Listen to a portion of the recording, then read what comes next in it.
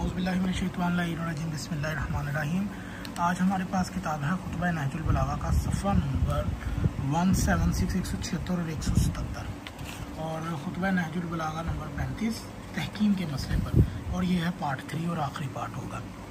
तो पिछली वीडियोज़ में हमने बताया कि मौला अली अलैहिस्सलाम के लश्कर में से कुछ लोग उठे, मुआविया के लश्कर में से अमर इब्ने आस की चाल की वजह से उन्होंने नेज़ों पर कुरान बुलंद किया और हज़रत अली अलैहिस्सलाम के लोगों ने धोखा खाया और कुरान को नेज़े पर बुलंद किया देखकर ये कहा कि हम कुरान से जंग नहीं करेंगे। आगे चलते हैं। अब ये तय पाया कि दोनों फरीक में से एक एक हाकिम मुंतखब होगा ताकि वो कुरान और सुन्नत के मुताबिक खिलाफत के फैसले करें। मुआविया की तरफ से अमर आस करार पाया और हज़रत की तरफ से लोगों ने अबू मूसा अशरी का नाम पेश किया। हज़रत ने इस गलत इंतखाब को देखते हुए फरमाया कि तुमने तहकीम के बारे में मेरा हुक्म नहीं माना तो इतना तो करो, अबू मूसा अशरी को हाकिम ना बनाओ। ये भरोसे का आदमी नहीं है, ये उबैदुल्लाह इब्ने अब्बास, ये मालिक अश्तर, इनमें से किसी एक को मुंतखब कर लो। मगर उन्होंने एक ना सुनी और उसके नाम पर अड़ गए। हज़रत ने फरमाया अच्छा चलो, यानी कि ऐसा करो, वो दिन दूर नहीं कि अपनी बेराह रवियों पर अपने हाथ काटोगे।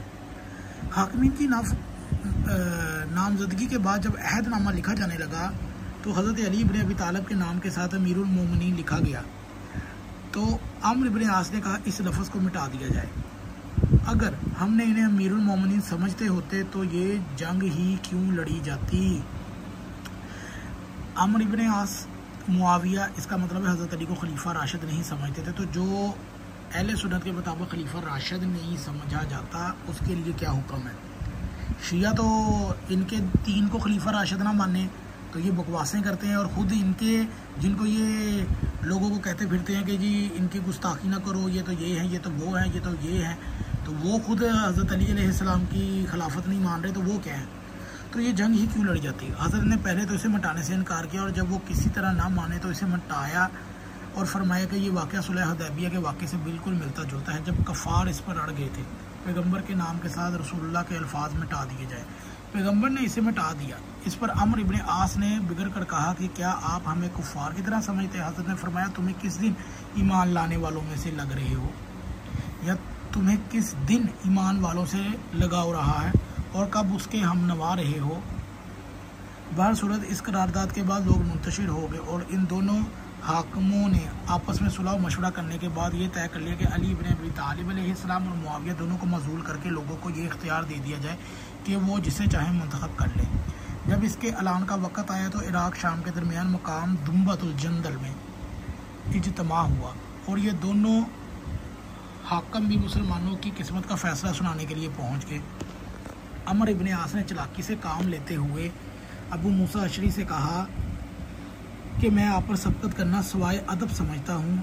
आप सने वसाल के लिहाज से बुजुर्ग हैं, लिहाजा पहले आप ऐलान फरमाएं। अबू मूसा अशरी तामते आ गए और झूमते हुए मजमा के सामने खड़े हुए लोगों को खिताब करते हुए कहा, ऐ मुसलमानों, हमने मिलकर ये फैसला किया है कि अली इब्ने अबी तालिब अलैहिस्सलाम और मुआविया को मजूल कर दिया जाए और इंतखाब खिलाफत के हक़ में मुसलमानों को दे दिया जाए, वो जिसे चाहे मुंतखब करें।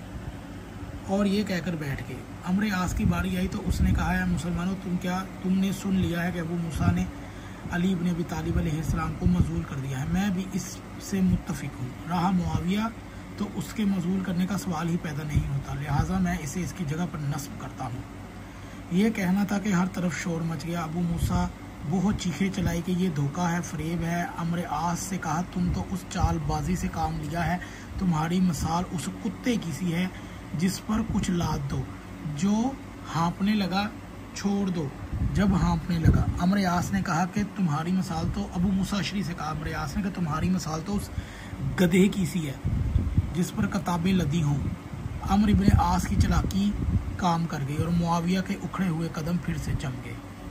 ये था तहकीम का मुख्तसर सा खाका जिसकी असास कुरान और सुन्नत करार दिया गया। मगर ये कि कुरान और सुन्नत का फ़ैसला ये था कि उनके फरेबकारियों का नतीजा जो दुनिया वाले हमेशा अपने इक़्तिदार को बरकरार रखने के लिए काम में लाया करते थे, काश के तारीख़ के अवराक़ को मुस्तक़बिल के लिए मशले राह बना देते और कुरान और सुन्नत की आड़ बनाकर हसूल इक़्तिदार और ज़रिया दुनिया तलबी का वसीला न बनाते। अमीरुल मोमिनीन अली अलैहिस्सलाम जब तहकीम के इस अफसोसनाक नतीजा की इत्तला मिली तो आपने मिंबर पर तशरीफ़ लाए और खुतबा इरशाद फरमाया, जिसके लफ्ज़ आपके अंदाज़ा व कल्ब झलक रहा है और साथ ही आपकी सेहत, फ़िक्र, नज़र और असाबत राय और दूर बीनी बसीरत पर रोशनी डालता है। ये मिसाल है कि ऐसे मौका पर इस्तेमाल की जाती है कि जहाँ नसीहत करने वालों की बात ठुकरा दी जाती है और बाद में पछताया जाए। इसका वाक़या ये है कि हिरा के फरनरवा उज़ैमा अबरश ने जजीरा के ताबेदार उमर इब्ने तरब को कत्ल कर दिया, जिसके बाद इसकी बेटी रबा जजीरा की हुक्मरान पाई।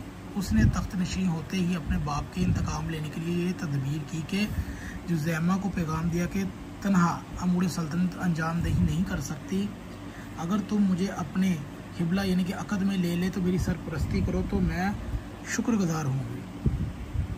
जुज़ैमा इस पेशकश पर फूला न समाया और 1000 हमरा लेकर जजीरा जाने के लिए मादा हो गया।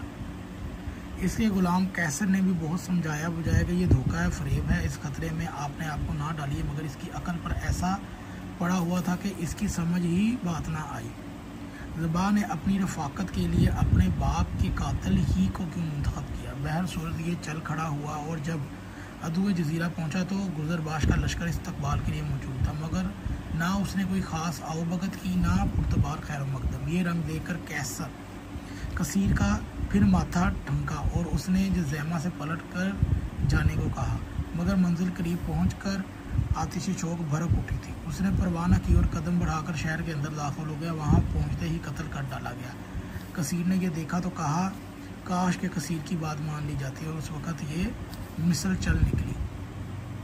शायर बनी उजान से मुराद दुरीद बिन समा है और ये शेर इसने अपने भाई अब्दुल्ला बिन समा के मरने के बाद कहा था, जिसका वाक़या ये है कि अब्दुल्ला ने अपने भाई के हमरा बनी बकर इब्ने हवाजन पर हमला आवर हुआ और उसके बहुत से ऊँट हंकाल आया। वापसी पर जब मकाम में मनहरज अलवीला और सताने का इरादा किया तो दरीद ने कहा कि यहाँ ठहरना मसलहत के ख़िलाफ़ है, ऐसा ना हो कि पीछे से दुश्मन टूट पड़े, मगर अब्दुल्ला ना माना और वहाँ ठहर गया, जिसका नतीजा ये हो कि सुबह होते ही दुश्मन ने हमला कर दिया और अब्दुल्ला वहीं पर कत्ल हो गया। दरीद को भी ज़ख्म आए लेकिन वो बच निकला और उसके बाद चंद अशार कहे, जिनमें से ये अशार हैं, जिसकी राय ठुकरा दी जाए, जो तबाही आई थी उसकी तरफ इशारा किया। ये वीडियो थी और ये तहकीम का मसला इस पर तमाम हुआ। अगर आपको ये वीडियो अच्छी लगे तो इसे ज़रूर शेयर कीजिए।